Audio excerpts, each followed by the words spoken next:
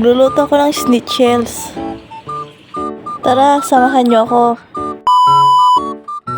Magandang araw mga kakosa. Ngayon, samahan niyo ako magluto ng schnitzels. Chicken fillet lang naman to. Pinaarte lang. Kailangan nga natin dito ng chicken fillet. Pwede din pork. Depende na sa inyo yan mga kakosa kung anong gusto nyo. Siyempre, hugasan muna natin bago natin lutuin para matanggal din natin yung mga excess skin. Siyempre, mas masarap kumain kapag malinis, di ba? After nating mahugasan, gagamit tayo ng meat tenderizer para ma-flatten natin yung manok. Sa pagluluto nga ng schnitzels, dapat manipis ang manok. Ganon din pag pork. Para mabilis lang siyang maluto. Ibang oras na to, natapos ko nung i-flatten lahat ng manok. Kakailanganin din pala natin ng itlog, mustard, optional lang po yan, paminta, asin, at breadcrumbs. Kailangan din pala ng paprika.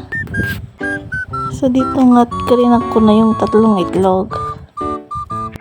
Tapos ihalo na rin natin yung mustard.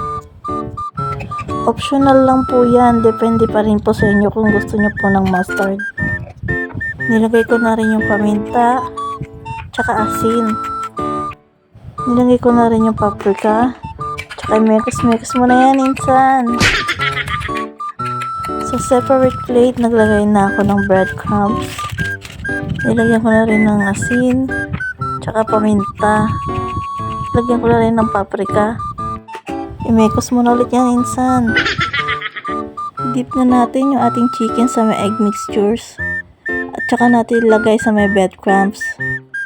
Kung mapapansin nyo, hindi ko na tinimplahan ng asin at paminta yung manok natin. Yun ay dahil naglagay na ako ng asin at paminta sa ating egg at breadcrumbs mixtures. Pag naglagay pa ako sa manok, baka maalat na mga kakosa.